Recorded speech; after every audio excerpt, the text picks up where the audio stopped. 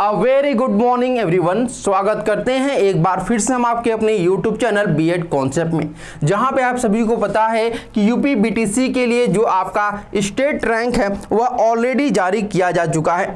और यह state rank जो जारी किया गया है यह आपका कब जारी हुआ है? 12 सितंबर को आप लोग का स्टेट रैंक जो है वह जारी कर दिया गया है। स्टेट रैंक के बाद आप लोग की जो काउंसलिंग शेड्यूल है वह भी आप लोग की जारी कर दी गई है।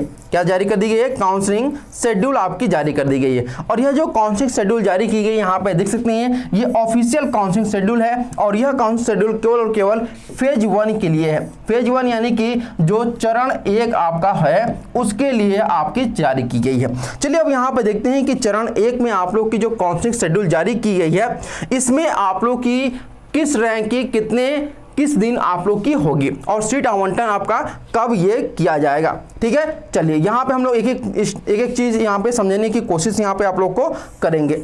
चलिए आगे यहाँ पे देखते हैं आप लोग की जो सीट आवंटन की प्रक्रिया है वह कब से शुरू होगी।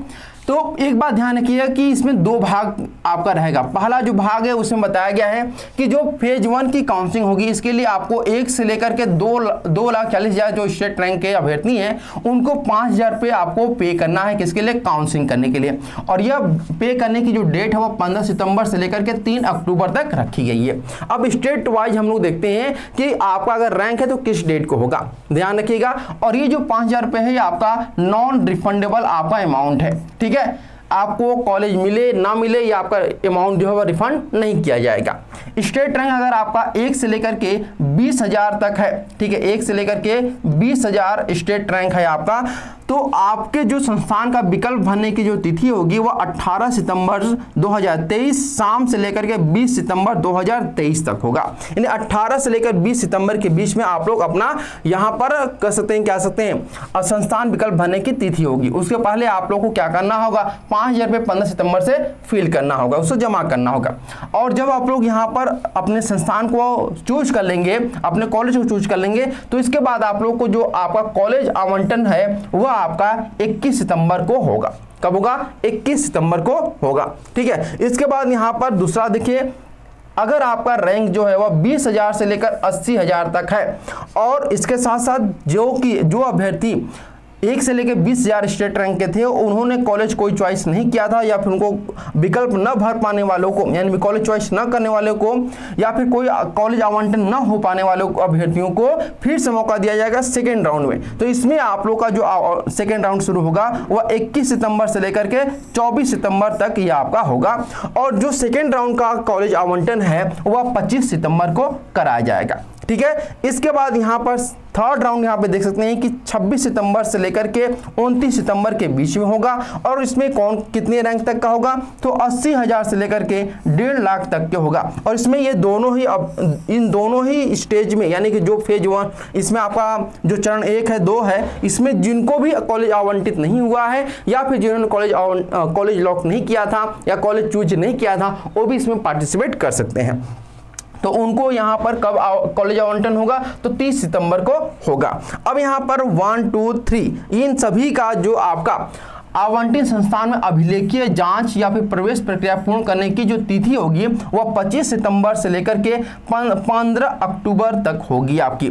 ठीक है, बजे तक प्रवेश लेने की अंतिम तिथि है। ये सभी की जो आवंटित सीटें होंगी उनको प्रवेश लेने की अंतिम तिथि जो है 15 अक्टूबर तक रखी गई है।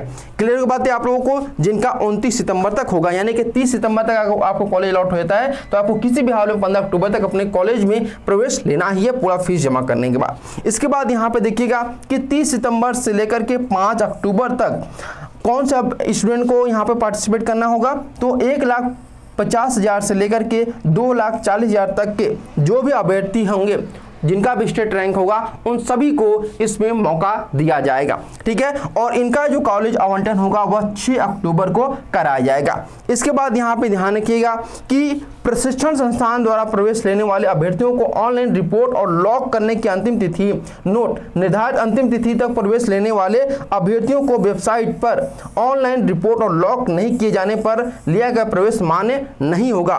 तो और इन सभी ये जो आप यहाँ पे देख रहे हैं कि 30 सितंबर वालों को इनको किसी भी हाल में 17 अक्टूबर तक एडमिशन लेना है।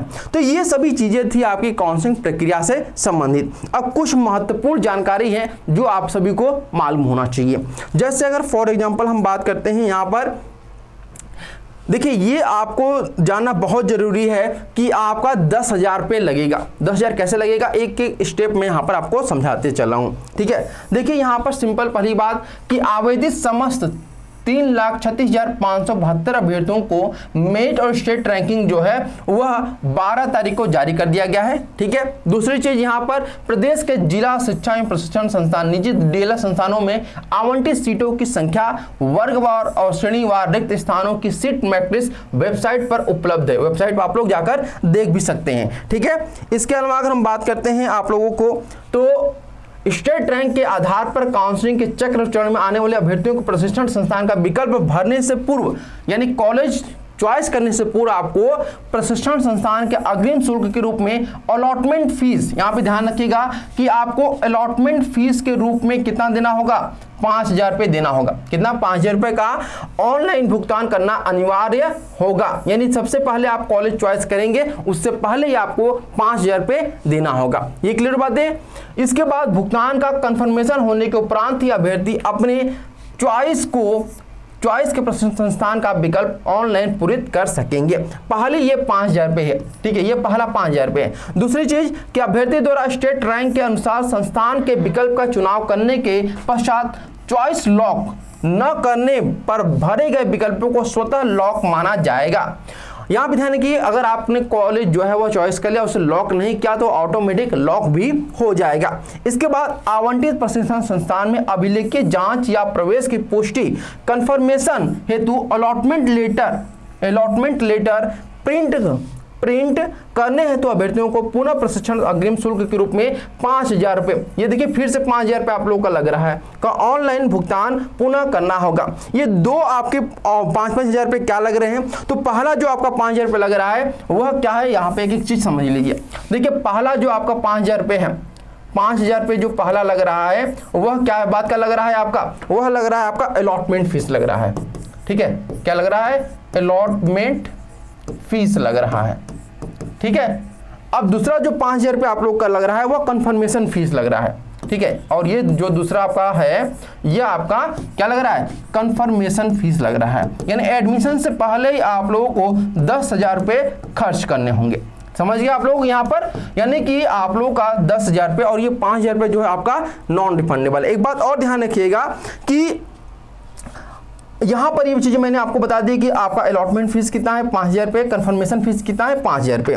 यहाँ पे एक बात और कहा गया कि अभ्यर्थी उक्त आवंटन पत्र के साथ अभिलेखीय जांच और प्रवेश हेतु निर्धारित तिथि को आवंटित संस्थान में अपने पूर्व समस्त अभिलेखों के साथ उपस्थित होकर प्रवेश संबंधी कार्यवाही करना सुनिश्चित करेंगे। यानी कि जितने भी डॉक्यूमेंट आप लोग को लगेंगे वो सभी आपको सबमिट करना होगा। तो उम्मीद करते हैं ये सभी जानकारी आप लोग के लिए फ्रूटफुल रहा होगा।